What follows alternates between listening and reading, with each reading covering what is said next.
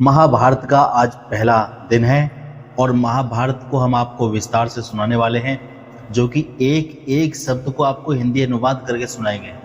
और महाभारत में जो जो घटनाएं घटी, जो जो महान वीरों की किस प्रकार उनकी लीलाएं हुई, किस प्रकार उन्होंने अपने जीवन में उनका जीवन निकला, वो सब सुनाएंगे। चलिए महाभारत की स्टार्टिंग करते हैं। यदि आप हमारे चैनल पर नए हो तो चैनल को सब्सक्राइब कर लो, पुराने हो तो वीडियो को लाइक कर दो और जैसे भी है वो कर दो।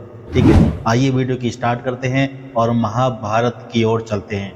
हमारा जो ये सफ़र होने वाला है, महाभारत का सफ़र होने वाला है, यानी द्वापर युग में हम जाने वाले हैं। हम अपने मस्तिष्क को द्वापर युग में ले जाएंगे। तो द्वापर युग में हम अपने मन की आंखों से देखेंगे, जो जो हम पढ़ेंगे वो हम मन की आंखों से देखेंगे। ठीक है, चलिए वीडियो की स्टार्ट करते हैं और शुरुआत करते हैं अपने महाभारत, संक्षिप्त महाभारत की। श्री गणेशाय नमः। नारायणं नमस्कृत्य नरं चैव नरोत्तमं देवी सरस्वती व्यासं ततो जयमुदीरयेत्। अंतर्यामी नारायण स्वरूप भगवान श्री कृष्ण, उनके सखा नर रतन अर्जुन, उनकी लीला प्रकट करने वाली भगवती सरस्वती और उनके वक्ता भगवान व्यास को नमस्कार करके आसुरी संपत्तियों का नाश करके अंतकरण पर विजय प्राप्त करने वाले महाभारत ग्रंथ का पाठ करना चाहिए। ओम नमो भगवते वासुदेवाय। ओम नमः पितामहाय। ओम नमः प्रजापतिभ्याय। ओम नमः श्री कृष्ण दैव्यानाय। ओम नमः सर्वविघ्न विनायकेभ्याम। जब भी हम महाभारत की स्टार्टिंग करते हैं तो सबसे पहले अपने ईश्वर को याद कर लेना है, अपने नारायण को याद करना है। यहाँ पर इसमें श्लोक दिया गया है और उसी से हमारी महाभारत की स्टार्ट हो जाती है। आइए चलते हैं अपने महाभारत की ओर और सुनते हैं किस प्रकार महाभारत का युद्ध हुआ। पूरा का पूरा जीवन चरित्र उनका सुनेंगे। शुरुआत करते हैं। लोमहर्षण के पुत्र उग्रसभा सुत वंश के श्रेष्ठ पौराणिक थे। एक बार जब नैमिषारण्य क्षेत्र में कुलपति शौनक 12 वर्ष का सत्संग सत्र कर रहे थे, तब उग्रसभा बड़ी विनय के साथ सुख से बैठे हुए वत्रनिष्ठ ब्रह्म ऋषियों के पास आए। तब नैमिषारण्यवासी तपस्वी ऋषियों ने देखा कि उग्रसभा हमारे आश्रम में आ गए हैं। तब उनसे चित्र विचित्र कथा सुनने के लिए उन लोगों ने उन्हें घेर लिया।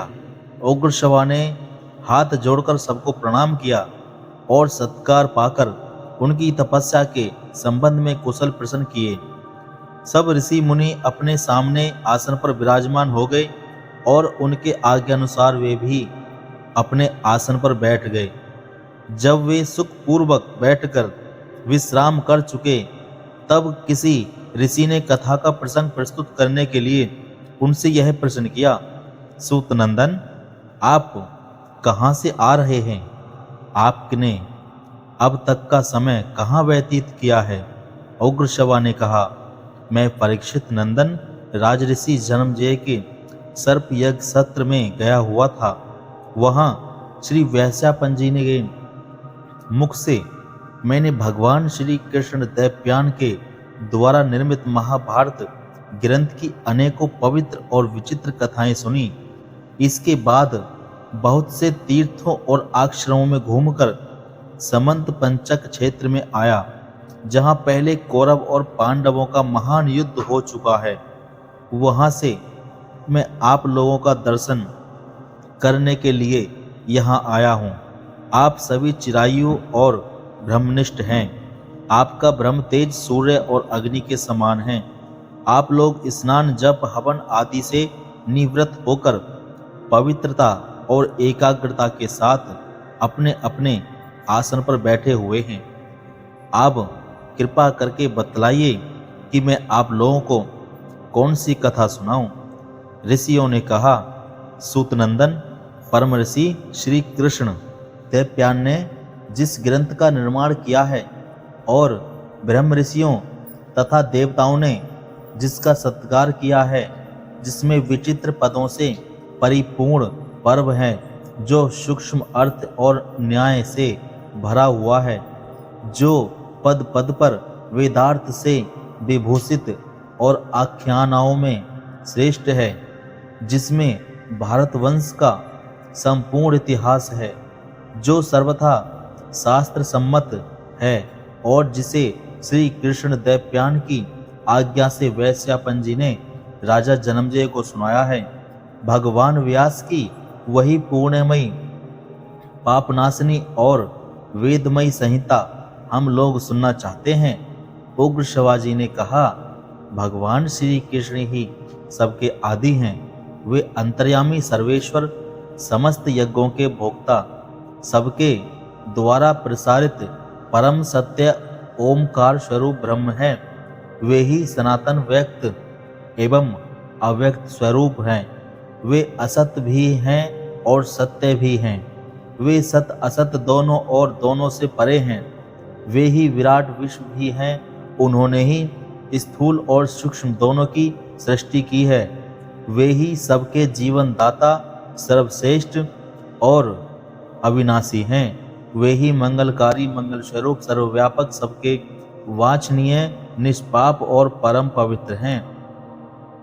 उन्हीं चराचर गुरु नयन मनोहरी ऋषिकेश को नमस्कार करके सर्वलोक पूजित अद्भुत कर्मा भगवान व्यास की पवित्र रचना महाभारत का वर्णन करता हूँ। पृथ्वी में अनेकों प्रतिभाशाली विद्वानों ने इस इतिहास का पहले वर्णन किया है, अब करते हैं और आगे भी करेंगे। यह परम ज्ञान स्वरूप ग्रंथ तीनों लोकों में प्रतिष्ठित है। कोई संक्षेप से तो कोई विस्तार से इसे धारण करते हैं। इसकी शब्दावली शुभ है। इसमें अनेकों छंद हैं और देवता तथा मनुष्य की मर्यादा का इसमें स्पष्ट वर्णन है। जिस समय यह जगत ज्ञान और प्रकाश से शून्य तथा अंधकार से परिपूर्ण था, उस समय एक बहुत बड़ा अंडा उत्पन्न हुआ और वही समस्त प्रजा की उत्पत्ति का कारण बना। वह बड़ा ही दिव्य और ज्योतिर्मय था। श्रुति उसमें सत्य सनातन ज्योतिर्मय ब्रह्म का वर्णन करती है। वह ब्रह्मा अलौकिक, अचिंतनीय, सर्वत्र सम, व्यक्त, कारण स्वरूप तथा सत और असत दोनों हैं। उसी अंड से लोक पितामह प्रजापति ब्रह्मा जी का प्रकट हुए। तदंतर 10 प्रचेता दक्ष, उनके 7 पुत्र, 7 ऋषि और 14 मनु उत्पन्न हुए। विश्वदेवा, आदित्य, वसु, अश्वनी कुमार, यक्ष, शांध्य, पिशाच, गुहक, पितर, ब्रह्मऋषि, राजऋषि, जल, भूलोक, पृथ्वी, वायु, आकाश, दिशाएं, संवत्सर, ऋतु, मास, पक्ष, दिन, रात तथा जगत में और जितनी भी वस्तुएं हैं, सब उसी से, उसी अंडे से उत्पन्न हुई। यह संपूर्ण चराचर जगत प्रलय के समय जिसने जिसे उत्पन्न होता है, उसी परमात्मा में लीन हो जाता है। ठीक वैसे ही जैसे ऋतु आने पर उसके अनेकों लक्षण प्रकट हो जाते हैं और बदलने पर लुप्त हो जाते हैं, इस प्रकार यह काल चक्र जिससे सभी पदार्थों की सृष्टि और संहार होता है, अनादि और अनंत रूप से सर्वदा चलता रहता है। संक्षेप में देवताओं की संख्या 33,000, 3333, 36,333 है। विश्ववान के 12 पुत्र हैं। दिव्य पुत्र भृंगद्वान, चक्षु, आत्मा, विभावसु, सविता, ऋचिक, अक्र, भानु, अशावह, रवि और मनु। मनु के 2 पुत्र हुए, देवभ्राट और सुभ्राट। सुभ्राट के 3 पुत्र हुए, 10 ज्योति, सतज्योति और सहस्त्र ज्योति। ये तीनों ही प्रजावान और विद्वान थे। 10 ज्योति के 10,000, सत ज्योति के 1 लाख और सहस्त्र ज्योति के 10 लाख पुत्र उत्पन्न हुए।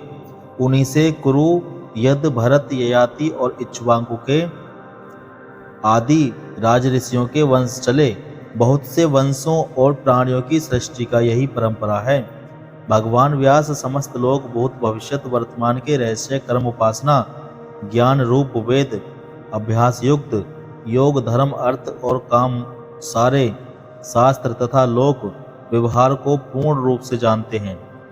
इन्होंने इस ग्रंथ में व्याख्या के साथ संपूर्ण इतिहास और सारी श्रुतियों का तात्पर्य कह दिया है। भगवान व्यास ने इस महान ज्ञान की कहीं विस्तार से और कहीं संक्षेप से वर्णन किया है, क्योंकि विद्वान लोग ज्ञान को भिन्न भिन्न प्रकार से प्रकाशित करते हैं। उन्होंने तपस्या और ब्रह्मचर्य की शक्ति से वेदों का विभाजन करके इस ग्रंथ का निर्माण किया और सोचा कि इसे शिष्यों को किस प्रकार पढ़ाऊं। भगवान व्यास का यह विचार जानकर स्वयं ब्रह्मा जी उनकी प्रसन्नता और लोकहित के लिए उनके पास आए। भगवान वेद व्यास उन्हें देखकर बहुत ही विस्मित हुए और मुनियों के साथ उठकर उन्हें हाथ जोड़कर प्रणाम किया तथा आसन पर बैठाया। स्वागत सत्कार के बाद ब्रह्मा जी के आज्ञा से वे भी उनके पास ही बैठ गए। तब व्यास जी ने बड़ी प्रसन्नता से मुस्कुराते हुए कहा, भगवान, मैंने एक श्रेष्ठ काव्य की रचना की है। इसमें वैदिक और लौकिक सभी विषय हैं। इसमें वेदांग सहित उपनिषद वेदों का क्रिया विस्तार इतिहास पुराण भूत भविष्यत और वर्तमान के वृत्तांत बुढ़ापा मृत्यु भय व्याधि आदि के भाव अभाव का निर्णय आश्रम और वर्णों का धर्म पुराणों का सार तपस्या ब्रह्मचर्य पृथ्वी चंद्र सूर्य ग्रह नक्षत्र तारा और युगों का वर्णन उनका परिमाण ऋग्वेद यजुर्वेद सामवेद अथर्वण अध्यात्म न्याय शिक्षा चिकित्सा दान पशुपत धर्म देवता और मनुष्यों की उत्पत्ति पवित्र तीर्थ पवित्र देश नदी पर्वत वन समुद्र पूर्व कल्प दिव्य नगर युद्ध कौशल विविध भाषा विविध जाति लोक व्यवहार और सब में व्याप्त परमात्मा का भी वर्णन किया है, परंतु पृथ्वी में इसको लिख लेने वाला कोई नहीं मिला। यही चिंता का विषय है। ब्रह्मा जी ने कहा, महर्षि, आप तत्व ज्ञान संपन्न हैं, इसलिए मैं तपस्वी और श्रेष्ठ मुनियों से भी आपको श्रेष्ठ समझता हूँ। आप जन्म से ही अपनी वाणी के द्वारा सत्य और वेदार्थ का कथन करते हैं, इसलिए आपका अपने ग्रंथ को काव्य कहना सत्य होगा। उसकी प्रसिद्ध काव्य के नाम से ही होगी। आपके काव्य से श्रेष्ठ काव्य का निर्माण जगत में कोई नहीं कर सकेगा। आप अपना ग्रंथ लिखने के लिए गणेश जी का स्मरण कीजिए। यह कहकर ब्रह्मा जी तो अपने लोक को चले गए और व्यास जी ने गणेश जी का स्मरण किया। स्मरण करते ही भक्त वांछकालपत्रु गणेश जी उपस्थित हुए। व्यास जी ने पूजा करके उन्हें बिठाया और प्रार्थना की, भगवान, मैंने मन ही मन महाभारत की रचना की है। मैं बोलता हूँ, आप उसे लिखते जाइए। गणेश जी ने कहा, यदि मेरी कलम एक क्षण के लिए भी ना रुके तो मैं लिखने का काम कर सकता हूँ। व्यास जी ने कहा, ठीक है, किंतु आप बिना समझे ना लिखिएगा। गणेश जी ने तथास्तु कहकर लिखना स्वीकार कर लिया। भगवान व्यास ने कौतूहलवश कुछ ऐसे श्लोक बना दिए जो इस ग्रंथ की गांठ हैं। इनके संबंध में उन्होंने प्रतिज्ञा पूर्वक कहा कि 8800 श्लोकों का अर्थ मैं जानता हूँ। सुखदेव जानते हैं, संजय जानते हैं या नहीं, इसका कुछ निश्चय नहीं है। वे श्लोक अब भी इस ग्रंथ में हैं। बिना विचार किए उनका अर्थ नहीं खुल सकता। और तो क्या, सर्वज्ञ गणेश जी तब एक रण तक उन श्लोकों के अर्थ का विचार करते थे। उतने ही में महर्षि व्यास दूसरे बहुत से श्लोकों की रचना कर डालते थे। यह महाभारत ज्ञान रूप अंजन की सलाई से अज्ञान के अंधकार में भटकते हुए लोगों की आंखें खोलने वाला है। इस भारत रूपी सूर्य ने धर्म अर्थ काम और मोक्ष चारों पुरुषार्थों का संक्षेप और विस्तार से वर्णन करके लोगों का अज्ञान अंधकार नष्ट कर दिया है। इस भारत पुराण रूपी पूर्व पूर्ण चंद्र ने श्रुतर्थ रूप चंद्रिका को छिटकाकर मनुष्यों की बुद्धि रूप कुमुदकों को विकसित कर दिया है। इस इतिहास रूप दीपक ने संसार के तहखाने को उजाले से भर दिया है। भगवान श्री कृष्ण दैप्यान ने इस ग्रंथ में कुरु वंश का विस्तार, गंधारी की धर्मशीलता, विदुर की प्रज्ञा, कुंती के धैर्य, दुर्योधन की दुष्टता और पांडवों की सत्यता का वर्णन किया है। इसकी प्रत्येक कथा से भगवान श्री कृष्ण की अनिर्वचनीय महिमा प्रकट होती है। यह महाभारत रूप कल्प वृक्ष समस्त कवियों के लिए आश्रय स्थान है। इसी के आधार पर सब अपने अपने काव्य का निर्माण करेंगे। जो श्रद्धा पूर्वक महाभारत का अध्ययन करता है उसके सारे पाप नष्ट हो जाते हैं, क्योंकि इसमें देव ऋषि, ब्रह्म ऋषि, देवता आदि के परम पवित्र कर्मों का वर्णन है। इसमें सनातन पुरुष भगवान श्री कृष्ण का स्थान पर कीर्तन है। वे ही सत्य ऋतु परम पवित्र और मंगलमय है। वे अविनाशी, अविचल, अखंड ज्ञान स्वरूप पर ब्रह्म हैं। बुद्धिमान लोग उन्हीं की लीलाओं का गायन करते हैं। वे सत और असत दोनों हैं। जगत की सारी चेष्टा उन्हीं की शक्ति से होती है। जो कुछ पंच भौतिक, आध्यात्मिक अथवा प्राकृतिक का मूलभूत निर्विशेष ब्रह्म स्वरूप है, वह सब उन्हीं का स्वरूप है। सन्यासी ध्यान के द्वारा उन्हीं का चिंतन करके मुक्त होते हैं और दर्पण में प्रतिबिंब के समान संपूर्ण पंचों को उन्हीं में स्थित देखते हैं। यह ग्रंथ उनके चरित्र से पूर्ण है, इसलिए इसका पाठ करने वाला पापों से छूट जाता है। इस महाभारत का ग्रंथ का शरीर है। सत्य और अमृत इतिहासों में यही सर्वश्रेष्ठ है। इतिहास और पुराणों के द्वारा ही वेदार्थ का निश्चय करना चाहिए। वेद अल्पज्ञ से भयभीत रहते हैं कि कहीं यह हमारा सत्यानाश ना कर डाले।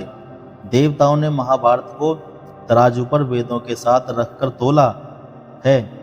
उस समय चारों वेदों से इसकी महत्ता अधिक सिद्ध हुई है। महत्ता और भगवता के कारण ही इसे महाभारत कहते हैं। तपस्या, अध्ययन, वैदिक कर्मष्ठान, शिलवंचित आदि सभी चित्त शुद्धि के हेतु हैं।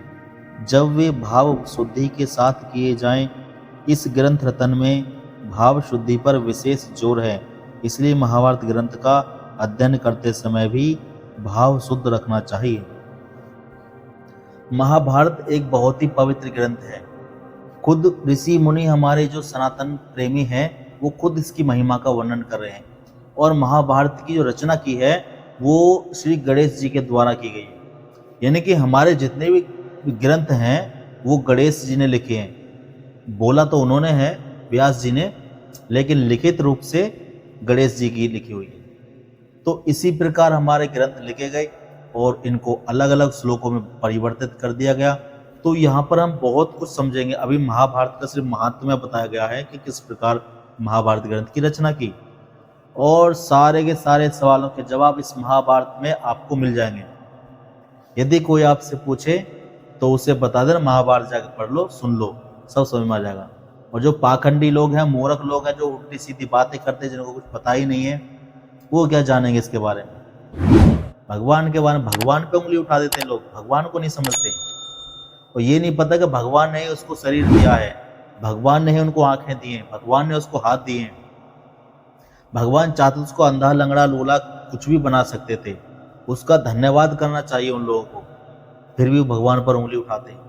चलो कोई बात नहीं, हम तो भाई फिर भी यही कहेंगे, भाई ऐसे लोगों को भगवान सद्बुद्धि दे और उनको बुद्धि में थोड़ा ज्ञान दे ताकि वो ईश्वर को समझ पाए। तो आज की महाभारत का जो पहला दिन है, हमारा पहला चैप्टर, वो यहीं पर विराम लेते हैं। तब तक के लिए हर हर महादेव, जय श्री।